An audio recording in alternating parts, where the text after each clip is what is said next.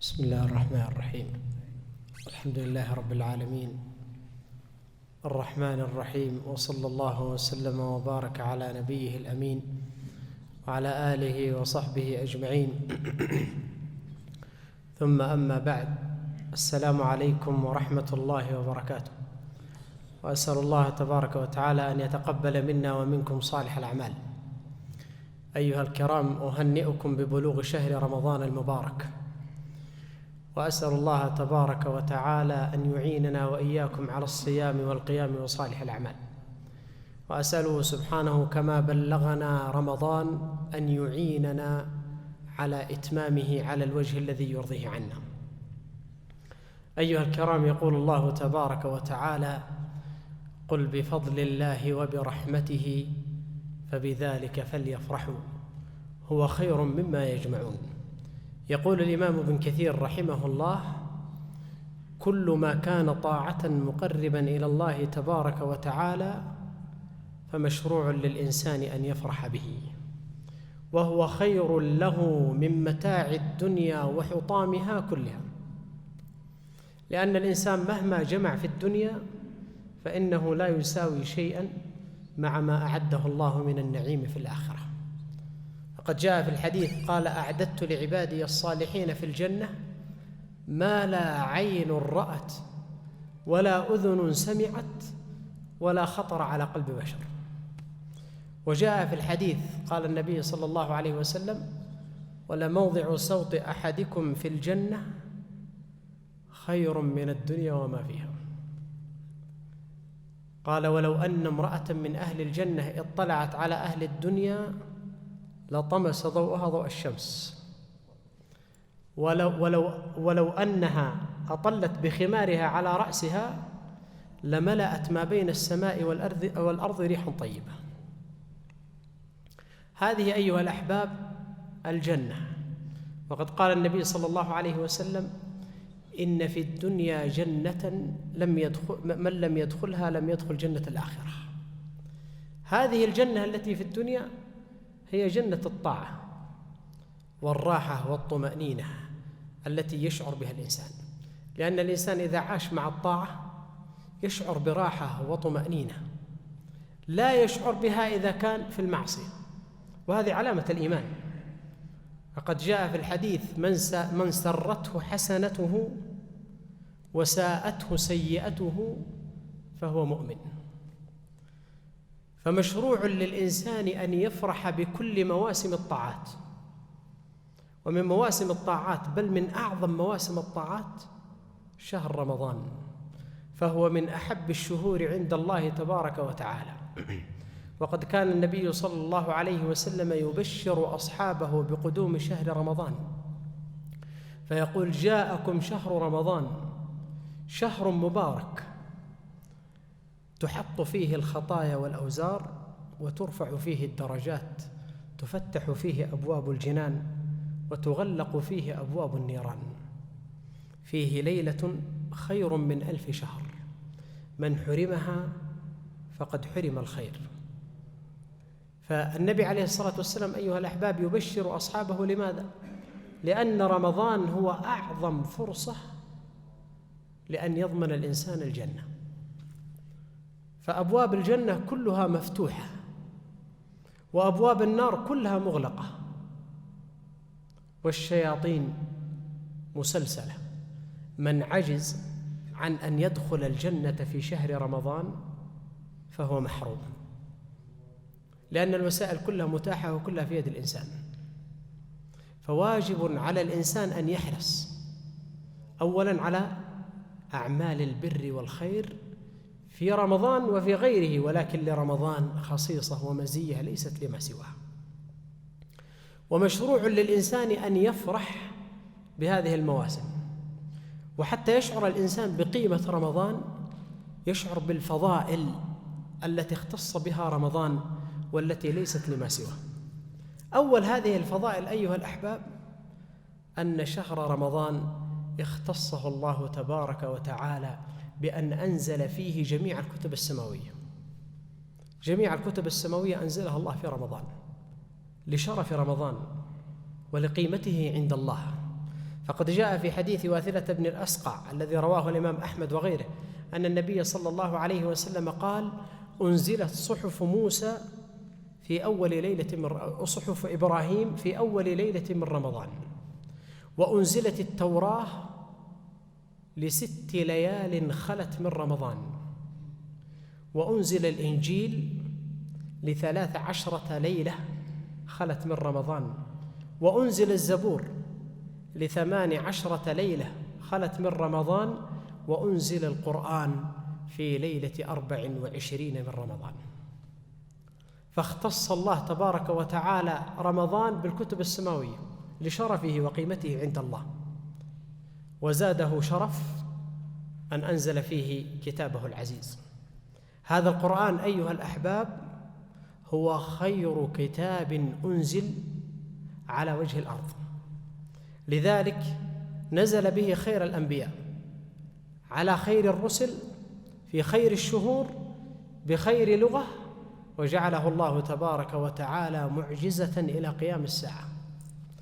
من قرأ منه حرفا فله به حسنة، والحسنة ب10 أمثالها إلى 700 ضعف.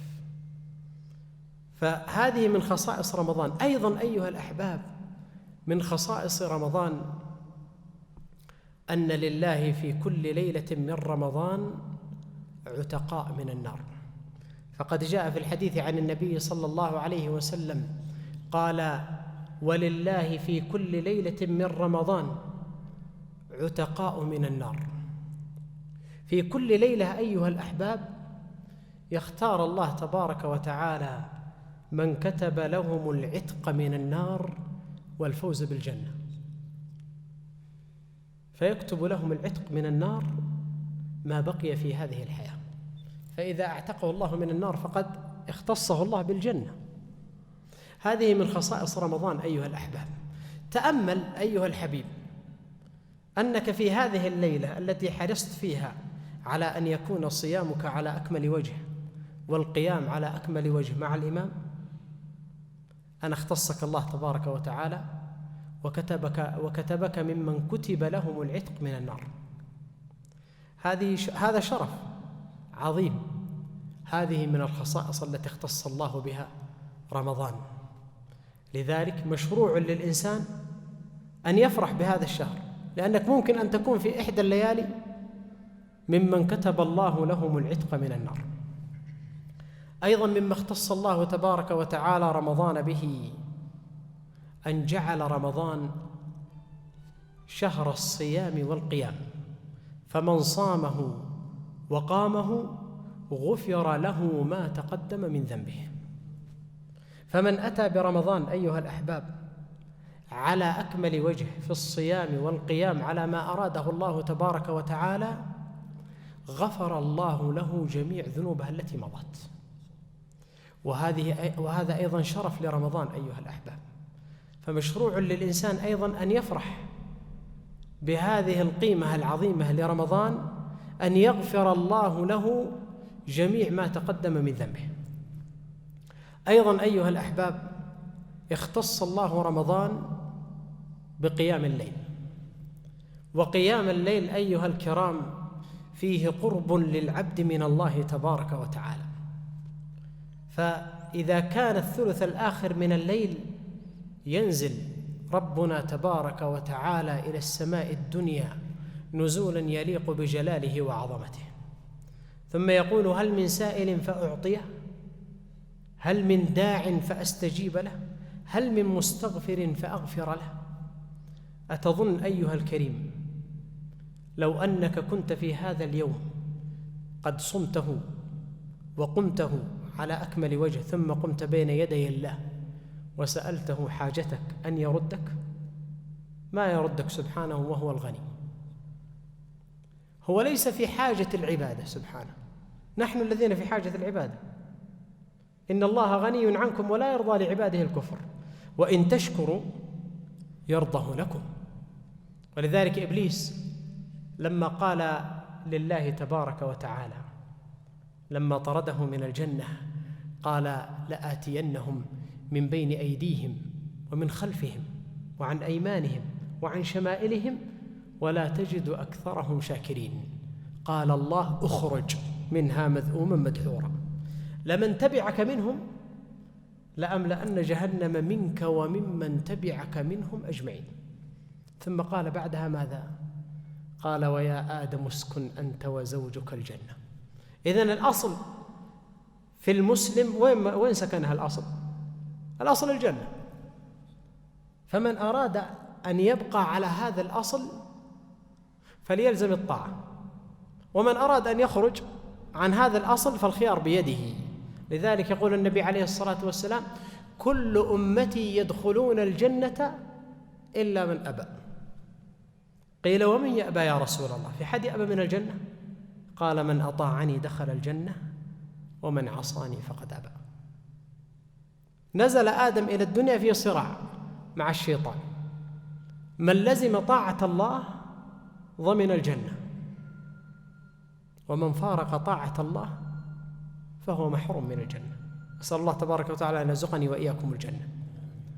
رمضان أيها الأحباب هو من أعظم الفرص لأن يضمن الإنسان الجنة. أولا لأن أبواب الجنة كلها مفتوحة، باب الصيام، باب القيام، باب الصدقة، باب كل الأبواب مفتوحة، وأبواب النار كلها مغلقة، والشياطين مصفدة. قال النبي عليه الصلاة والسلام قال فلا تخلص إلى ما كانت تخلص إليه قبل رمضان، يعني ما تستطيع غواية الإنسان. يبقى الخيار في هذه الحالة بيدك أيها الإنسان، فاحرص في هذا الشهر إذا كنت قد فرطت في غيره من الشهور ألا يفوتك شيء في هذا الشهر من الطاعة. كل طاعة تستطيع أن تفعلها في رمضان لا تتأخر عنها. تستطيع أن تأتي بالصيام على أكمل وجه، ائت به، احرص عليه. تستطيع القيام، احرص على القيام. تستطيع الصدقة، ابذل الصدقة.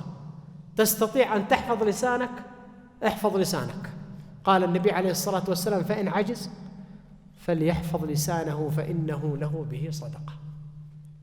أمسك عليك لسانك، واعلم أنك إذا حفظت لسانك ولم تؤذي به أحدا فقد ضمنت به الجنة. النبي عليه الصلاة والسلام لما ذكر له امرأة قيل إنها تقوم الليل وتصوم النهار، رمضان وغير رمضان، وتتصدق، ولكنها تؤذي جيرانها بلسانها. قال النبي عليه الصلاة والسلام لا خير فيها، هي في النار. ولما قيل للنبي عليه الصلاة والسلام قيل وفلانة تصلي المكتوبة وتصوم رمضان وتتصدق بشيء من المضير الأقد لكنها لا تؤذي جيرانها بلسانها، فقال النبي عليه الصلاة والسلام هي في الجنة. فأمسك عليك لسانك فهو لك به صدقة، ولا تبطل عملك. يا أيها الذين آمنوا لا تبطلوا صدقاتكم بالمن والأذى كالذي ينفق ماله رئاء الناس. اللي يبذل الصدقة ثم يتبعها منا وأذى مثله مثل المرائي، قال كالذي ينفق ماله رئاء الناس. إذن هذا مثل هذا. فاحرص أيها الحبيب في هذا الشهر على أن يكون لك باب مفتوح إلى الجنة تضمن به أن تعتق من النار وتضمن به الجنة. أيضا من خصائص هذا الشهر الكريم أن فيه ليلة القدر. ليلة القدر أيها الأحباب يقول الله تبارك وتعالى خير من 1000 شهر. إذا قمت ليلة القدر فكأنك قمت 83 سنة و4 أشهر، ليلة واحدة. احرص على أن تقومها، تصوم وتقوم.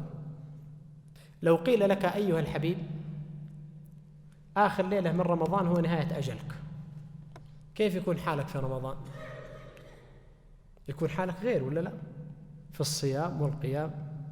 طيب أنت ما تعلم متى الأجل، كن مستعدا على كل حال. قد تكتب في هذه الليلة من العتقاء من النار فيختم لك بخير خاتمة. قد يختم لك في رمضان هذا أن كتب لك العتق من النار وأن قمت ليلة القدر ثم يختم لك بخير خاتمة. ولا تحرص أيها الأحباب. بعض الناس يشغل نفسه في ليلة القدر علاماتها، أظنها في الليلة الفلانية أو الليلة الفلانية أو الليلة.